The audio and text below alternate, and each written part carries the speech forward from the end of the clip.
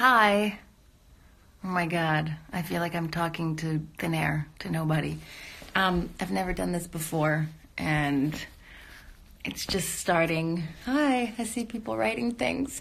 I decided to just sit in a room and talk to you because the idea of going out and doing something or like, shit, I see people like playing instruments or guitars or things while they do it, and I was totally overwhelmed by the idea because this this is all new to me.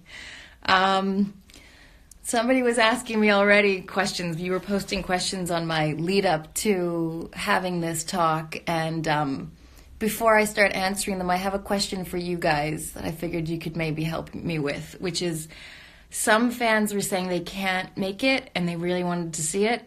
And I know there's a way that you can like capture some of this, that I can record it from my end. Do any of you know how to do that? Because I sure as hell don't know how to do that. So if you could tell me, that would be great. And then I will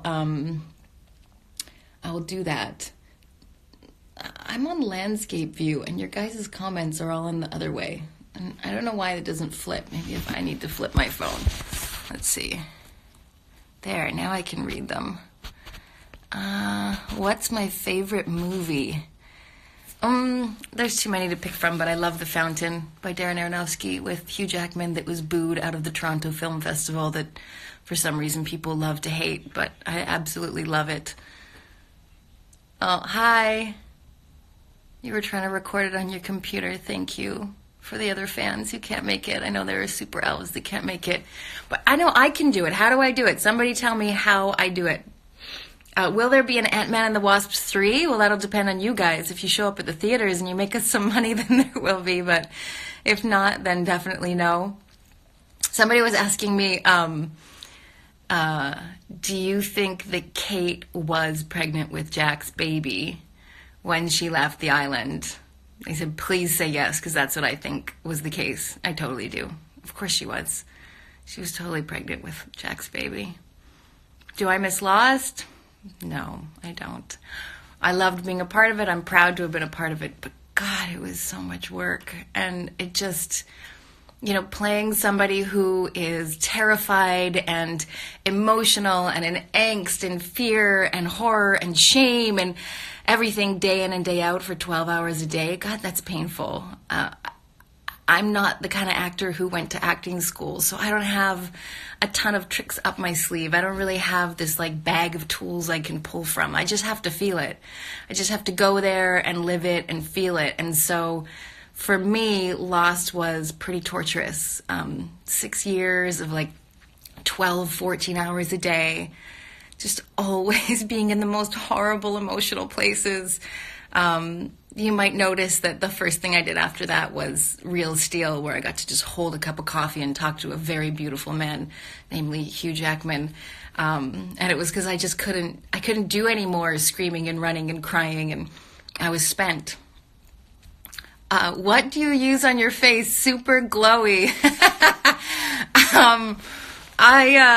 I'm a firm believer that drinking lots of water and getting lots of sleep is the best thing you can do for your skin, and that it's the best way you can glow. But also, and this is like a big part of it, I never put, not even when I'm on the, the red carpet or in a photo shoot, like I don't put foundation or makeup on this part of my face. I don't cover it because then you wouldn't see my freckles, and I'm proud of my freckles.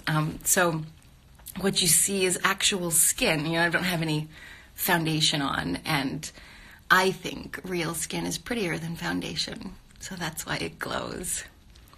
Oh, hi, Peyton! Oh my God, hi! It's so weird when you realize people you actually know and are friends with are watching something like this.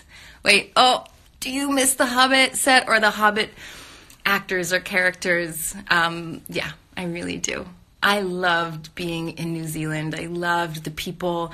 I always joked about the fact that it was just a big bunch of Commonwealthers, because most of us were either English, Irish, Scottish, or in my case, Canadian. And when I'm on American film sets, they have terrible tea. They have no idea how to serve tea. They only have really good coffee. And on The Hobbit, everyone were tea drinkers and, well, of course, whiskey drinkers, but we don't need to talk about that part of the job.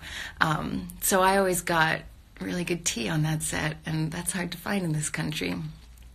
There's somebody else who asked me, what did they ask me at the beginning? And I thought, oh, I could answer that, but it's gone now. New Zealand or Hawaii? New Zealand. Sorry. For those of you who love Hawaii. I love New Zealand. I loved it. It was so kind of unjaded, and it felt like England or America or Canada back in the 1950s when things were more innocent and community still was paramount to life, and where, I don't know, I guess integrity and character and kind of being of the earth and being connected to it and hardworking, that kind of stuff is still so hugely important. And I'm sure probably, like if I go and hang out in Middle America or, somewhere in Kansas or go to Alberta in Canada, it's probably still a lot more like that also. But of course, here I spend a lot of time in cities, and there just seems to be a lot of that kind of idealism and innocence lost, and a lot of cynicism. And I love that about New Zealand. It's got this really innocent spirit. And Peter Jackson is like the embodiment of that. He is absolutely the embodiment of idealism and kindness and innocence. And he took very, very good care of me. Who is your favorite Marvel character?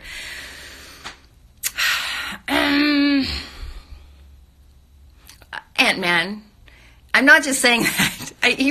He really, really is. I was a huge Paul Rudd fan before joining the Marvel Universe, and that's one of the reasons I joined the Marvel Universe was because, I hadn't really set out like, one of my career goals is I want to play a superhero in a superhero movie. That wasn't on my wish list. But when Marvel approached me, they already had Edgar Wright and Paul Rudd on board.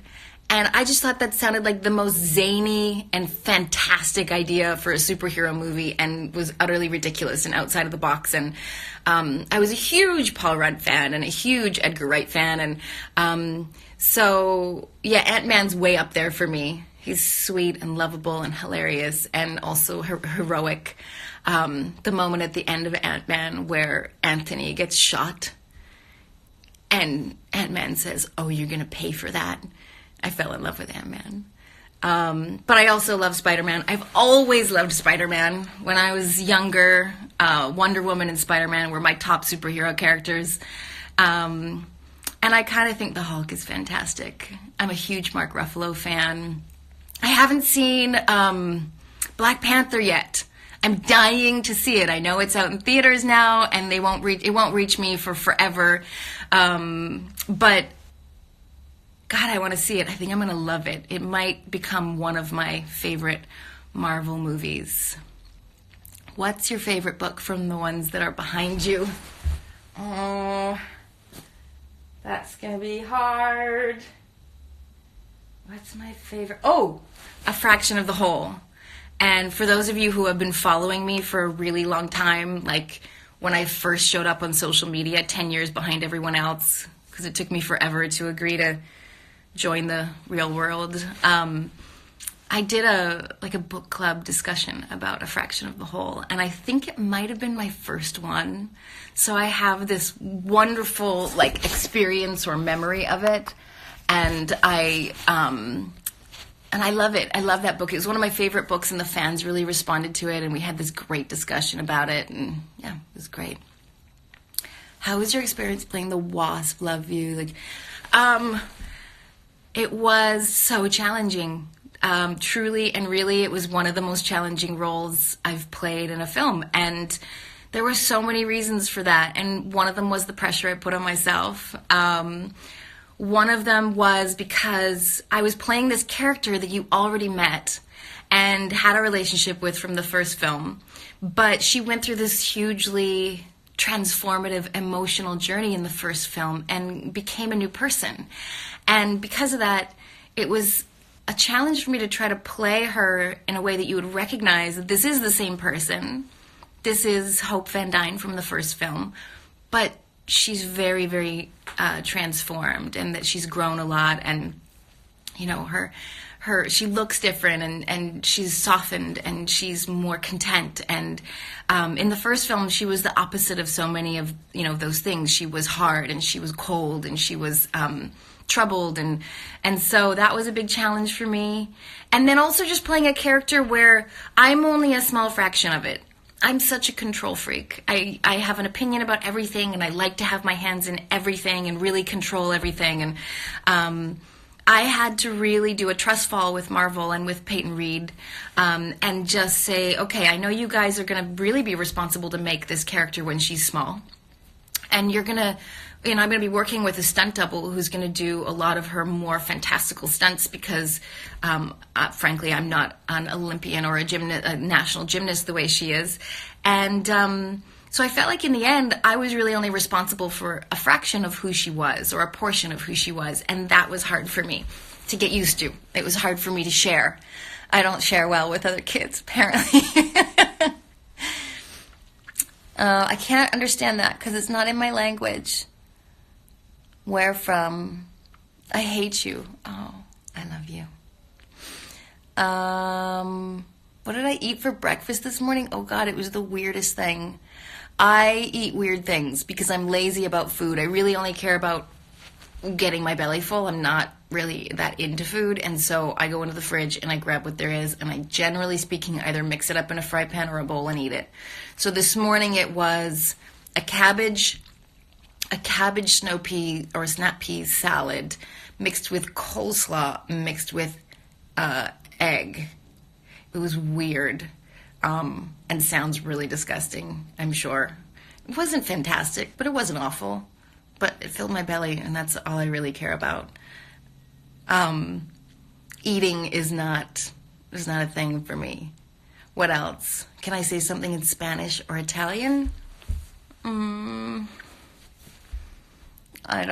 very much. I can say a few words in Spanish, but I'm of course blanking at the pressure. I'm not even going to embarrass myself. En français, je peux parler en français. I could do that. I could have a conversation with you in French, but only a fraction of you would understand what I'm saying. What about Elizabeth Mitchell? Talk about Elizabeth Mitchell. She's pretty easy to talk about. As some of you already know, I'm deeply and madly in love with Elizabeth Mitchell, who played Juliet on Lost. She's my very good friend. She's such a soulful person, a real person who's not caught up in the Hollywood bullshit and really has her priorities straight, and is really, really smart. We need hope with Coulson. Oh God, I don't know who Coulson is. I don't watch TV. I'm way too busy. What about Jennifer Lawrence? I've never met her, but I think she seems pretty cool from the outside. Answer of questions, please. I think I'm doing my best. I'm getting to as many of them as I can. Waiting for a good one, guys.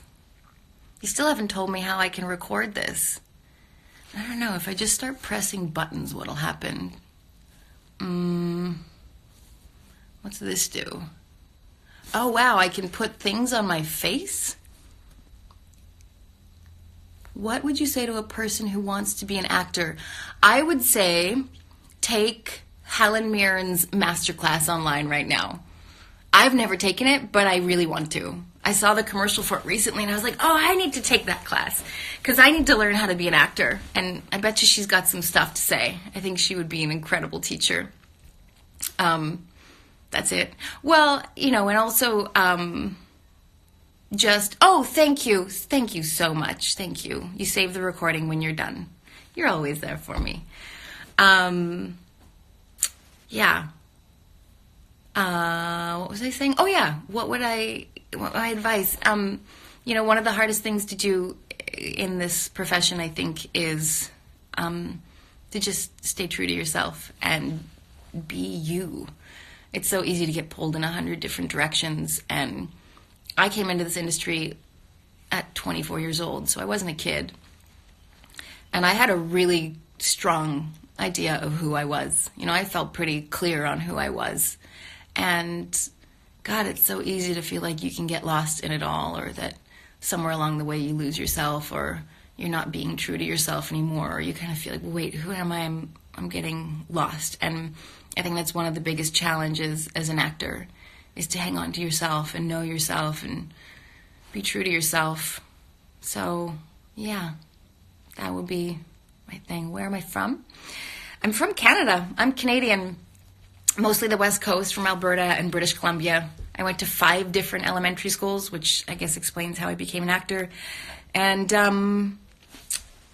yeah, I moved around a lot. So I'm not really from any one specific town or city, but I'm Canadian. I'm proud of it and love it. And I have 2 beautiful little Canadian American children who I'm proud of and love, which has really endeared me to this country in a big way. When did you know you wanted to be an actress? I'm still trying to figure that out. Every day, all the time. I'm always trying to figure that out. I do a film and then I reevaluate. Is this what I want to do? Is this the profession for me? Am I happy doing this? Is this fulfilling me? Does this make me feel good?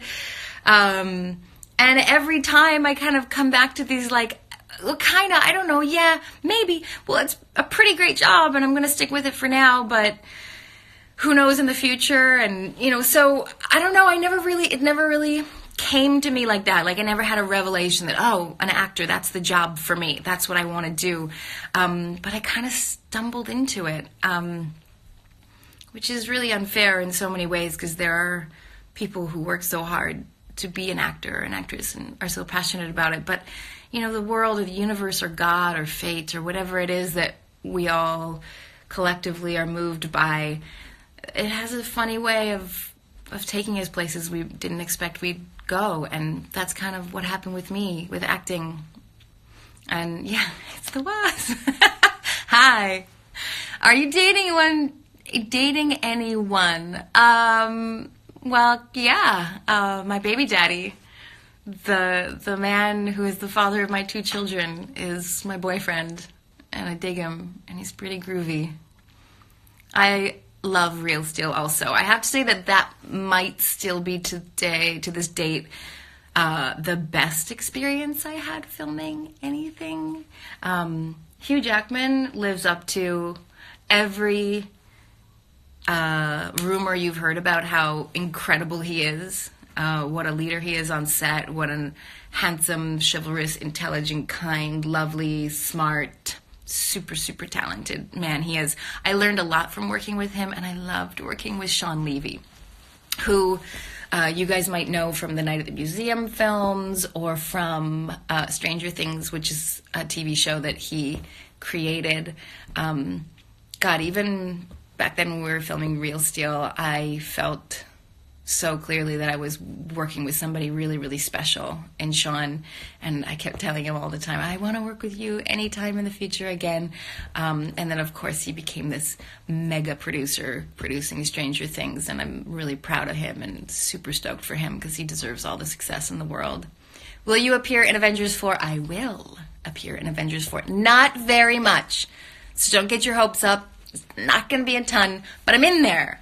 And I'm proud to be in there, and I'm stoked to be in there. And I had so much fun on the Avengers 4 film set, because they made it like a party. It was right around Christmas time, and it just was like they had this tent set up with Christmas carols and with Christmas lights and music. And so every time we would be on set or walk off of set, we'd walk into this really festive environment. And, I'm surrounded by all these rock stars who are super cool people in real life, and we all got to know each other. And Robert Downey Jr. would have us come over to his tent for lunch, and we'd all sit down and have a nice lunch together. And it ended up being what I think a lot of fans imagine it's like on a film set with a bunch of film stars, which usually it isn't. Usually film stars all go to their own trailers and disappear and don't talk to one another, and they get on the phone with their wife or their husband or their agent, or they're the CEO of a company that they're running and they've got something to do during their lunch hour. And sometimes it can be a really lonely place to be on a film set. But Avengers was the polar opposite of that. It was a community, and it was fun, and people were really warm and kind. And is your first name French, Evangeline? I think so, but I've heard it's got a Greek origin. There's poetry that is written with the title Evangeline that's English poetry. And I don't know, even my last name, Lily, people say, oh, that's a French Lily. It's a French last name.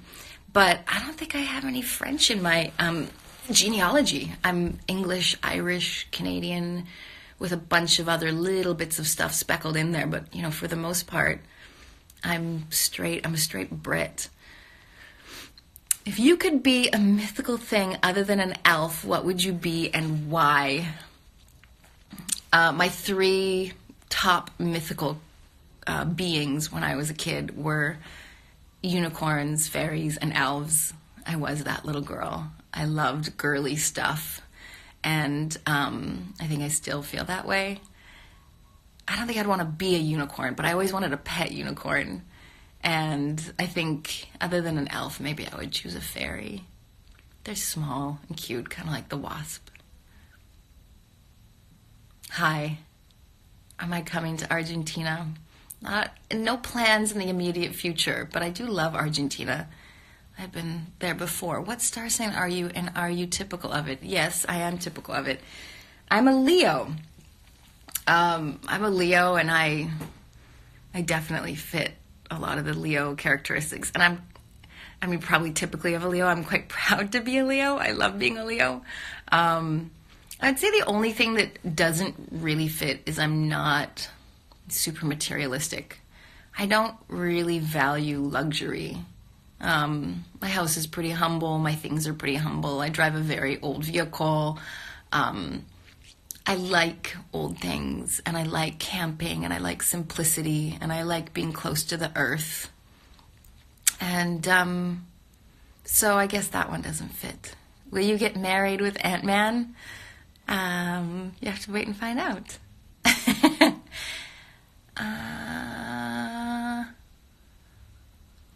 It's amazing how quickly these things scroll and that you can actually catch anything.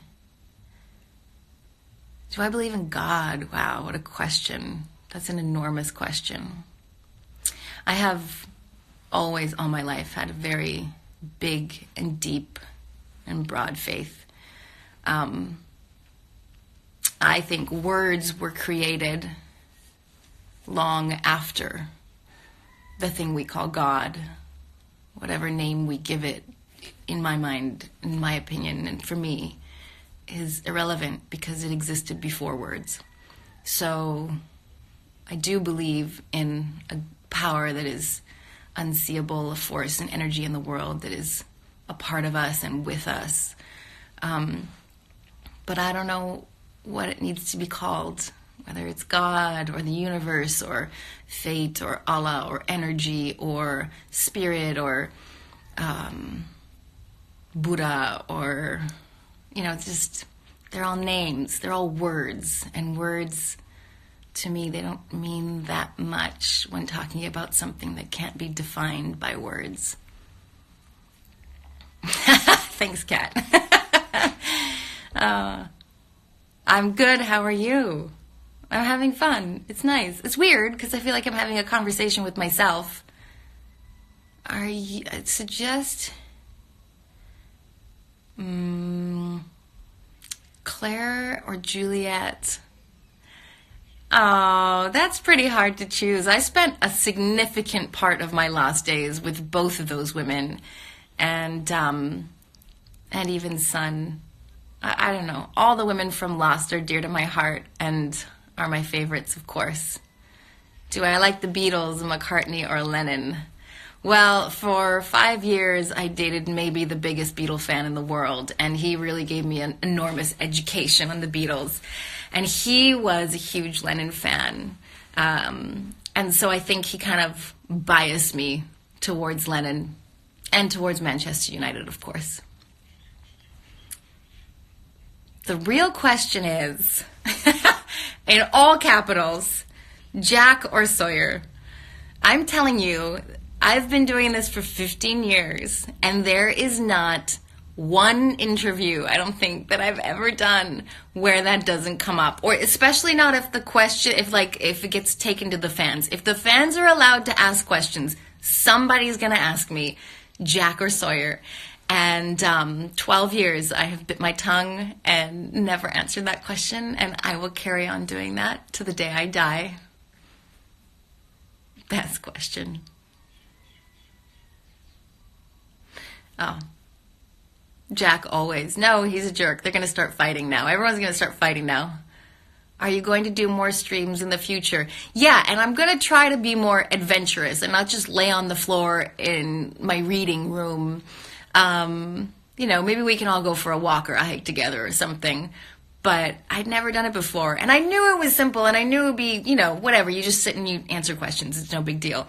It would be easier for me if you were all in my reading room with me asking me these questions. That makes me a lot more comfortable than staring at a screen and talking to my reflection. I just think that's a bit bizarre. Do a hike. Yeah, I should. I will.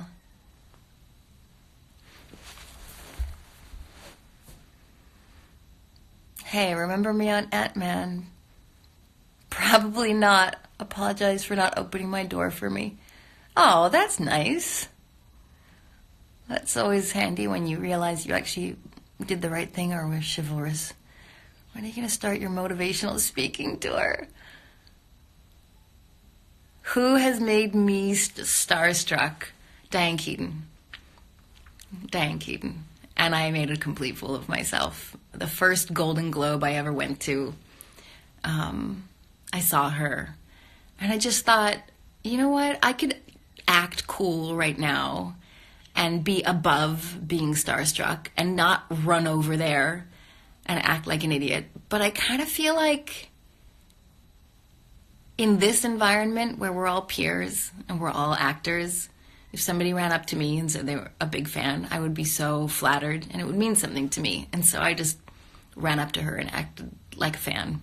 And she was my celebrity crush. So I don't think she loved it. I didn't feel like it was like, yay, this girl loves me. I felt like it was like, oh, I get this all the time because she's so popular and everyone loves Diane Keaton. Do I love books? I love books. I love, love, love books. Books are my first love. They're my first passion. I don't really watch a lot of TV or movies. And so it's kind of weird for me that I'm in them because I don't know a lot about them. But I do love books and I love to write. And that world is where I'm most comfortable, tucked away in my little cabin, writing and reading and cozying up in front of a fire and drinking tea and being alone and having nobody see me. That's my favorite place to be.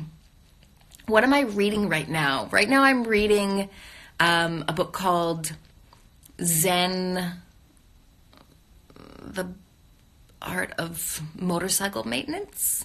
I think it's called. It's from, I think, the 1960s or 70s, and it was a huge bestseller back then. It's very philosophical and a bit bizarre, but I'm kind of loving it. It's a slog, but it's got some really nice insights. What is my dream role? Somebody asked me that a few scrolls back. I want to play in a Wes Anderson film. I love Wes Anderson, and I would be honored to be in one of his movies. But he probably doesn't even know who I am.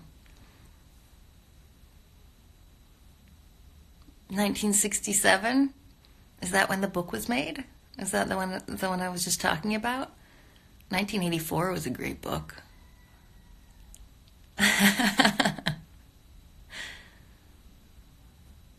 A lot of people are talking about books now. One of my favorite authors is Stefan Zweig. Have I seen Damon Lindelof's The Leftovers? Season 1 killed me. It was amazing. Best season finale I've ever seen in a show. But yeah, Stefan Zweig, he's a fantastic author. I've read tons of his books. I don't know how many books he has in total, but I've tried to collect all of them and read all of them, and I haven't done that with almost any other author. I did that with Ayn Rand. She's amazing. I admire the shit out of her. Do I have children? I have 2 children. I have 2 boys, and I love them with all my heart, and I give my life to them. Who doesn't, right? It's our kids. Oh, one just got yoinked up. I was in the middle of reading it because there's a paragraph of hearts. So whoever sent me all that love, thank you. Keely or Legolas? I don't know why I'll answer this question, but I would never answer the Jack Sawyer question. It doesn't make any sense to me, but I always answer this question, and Keely. I don't know. I thought they were kind of wonderful together. But I think that, ultimately Keely dies, and I think it's possible that Legolas and Tauriel could go on and have a great life together after that. But, for the duration of the Hobbit films, I was rooting for Keely. Hi.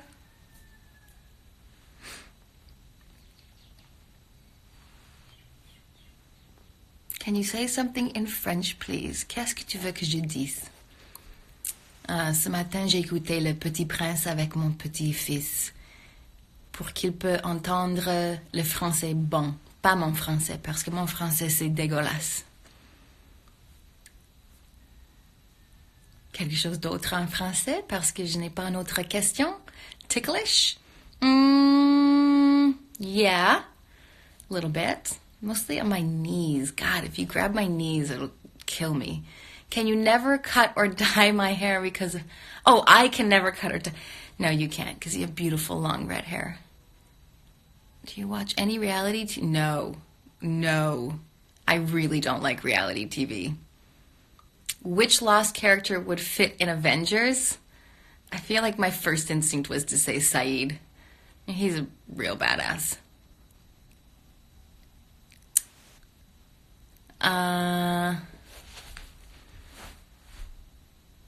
Hi. Hello from Spain. Which role was my favorite? Well, I have different relationships with all of them. So, I'm really, really proud to have played Kate in Lost. I really feel like that was an incredible moment in history, television history, to be clear, to be a part of. It was like we were at that time where TV was transitioning into what it is today, where we have like Game of Thrones and The Leftovers and Boardwalk Empire and Mad Men and just incredible television. I had so much fun making The Hobbit, just the experience of making that film, of walking into Middle Earth, because Peter Jackson actually builds sets that make you feel like you're there, and putting on the costume and physically becoming an elf. I mean, that whole experience was just incredible. I really like watching Real Steel, and I really like watching Ant-Man. They're 2 films that when I went and saw them in the theater for the first time at the premiere, I came out giddy because I just thought they were wonderful, and I was so proud to have been a part of them. I'm so nervous to see Ant-Man and the Wasp. I'm so nervous. It takes me forever to get used to watching myself. So usually the first time I see one of my movies, I have no objectivity in watching it. I'm totally a ball of nerves and discomfort. And then after a while, I get there. Hi, Hélène. I'm assuming it's French by the spelling. Thank you. I love Real Steel too. Where am I going to watch Ant-Man and the Wasp? Well, I'm assuming and hoping that I will have a screening with my director and, Paul and Michael and everybody and the producers and the filmmakers before it comes out to the general public, so that I can talk about it and know what I'm talking about when we go on tour with it. I don't know how long we're supposed to do this for. What's the general, rule of thumb? We've been at it for half an hour. It's going good. Sorry, do you still watch the fan edits of Lost? Not much. Things have gotten very, very busy. But there was a time when I did. There was a time when I'd never seen a fan edit before. It was a totally brand new thing to me. And I was enchanted by them. And some people really do incredible fan edits. Yeah, but not so much anymore. once in a blue moon, I might want to kind of reminisce, and I might watch one. Good morning. Where are you? Are you just getting up? Whoever said good morning, Kate Austin. Feels like it's getting later and later. I made fan art to you. The best way for me to see your fan art is probably for you to tag me on Instagram. I usually try periodically to go through my mentions on Instagram and just check out your fan art and interact with you guys and like some of your posts and stuff. What's your favorite TV series ever? What's my favorite TV series ever? Ever? I don't know. Recently I watched Glow, and that was a riot. I never binge watch, and I binge watched that show. It was so easy and fun to get through. Te amo, but I don't know how to pronounce the EU. I don't know if that's EU or L. I don't know.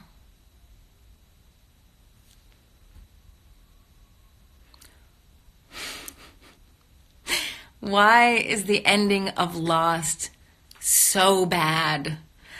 I love the end. Well, let me rephrase that. I think Lost ended exactly how Lost should have ended. And that is that we were on air for 6 years at the end of every season, at the end of every episode, leaving you with a profound life question and asking you to go to the water cooler the next day or talk over dinner with your family about how you interpret the answer. What do you think about the answer? And, I think if Lost had ended with a great big answer with a red bow on it saying, ta-da, this is the answer to all of life's biggest questions, then it would be akin to a religion more than art. Because I really believe that art is supposed to challenge you to dig deep within yourself and find the answers. And I was really proud that Lost ended with the number one question in life. Where do we go? What happens? What is all this? And what is life? What is death? And I just was proud. I was proud that they had the courage to ask another question, to leave you with a question instead of offering you the answer. Have you got to know the backstories in JJ and Armitage and other hidden backstories like Rachel Blake and No, I haven't. I was not a Lost groupie. I loved the first season. Second season, not so much. I loved the third season. By season 4, I was lost. I gave up. I don't know. God, I don't know. That got crazy. And I just don't have that kind of commitment when it comes to TV. I just want to watch the character stories, like the mythology and all that. It's groovy in a book where I feel like I can really, absorb myself in it, but not on TV. That wasn't for me. The saddest death in Lost, Charlie. Hands down. Bald like a baby. I was actually filming the facial array for Ant-ManAndTheWasp, where I do the when Wasp is in her helmet, they want me to have my actual face to be able to put in there, and of course they can't film inside of my mask, and so we do this thing called a facial array where I do all the acting that happens inside of the mask, but I'm just sitting in front of a bunch of cameras with some really bright lights. And I did that. And while I was doing that, I can't remember. Oh, I know. I was watching something on the previs for Ant-ManAndTheWasp, and it triggered a lost memory. And it triggered the lost memory of Charlie dying. And I went back. And I YouTubed Charlie's death. And I watched it again for the first time in years. And God, that music and everything about it got me choked up again. Have I heard Justin Timberlake's new album? If not, very, very good. I actually have never heard any of Justin Timberlake's albums, but it came up on my search in Instagram recently. Like, you know, when you go and you press the little magnifying glass to search for something, and suddenly all of these other things come up that you might be interested in that Instagram is suggesting for you. Well, I think it was his, or maybe it was Jessica Biel's post about it came up. And I heard a bit of the album and I thought it sounded really good. And I was like, oh, this might be the first Justin Timberlake album that I check out and buy. Hi, cheers from Chile. Am I going to appear in Avengers Infinity War? I am. I answered that earlier. I'll be in the 4th. I won't go on and on about it because I don't want to bore the people who've been with me all along with the same one. But yeah, I'll be in the 4th one, just not for very much time. Can I invite you for supper? Oh, I'd love that. There's kind of nothing more endearing than being invited to someone's house for supper. What am I doing? I'm talking to you. That's it. Just laying here talking to you. All right, guys, I'm going to do this for about 5 more minutes.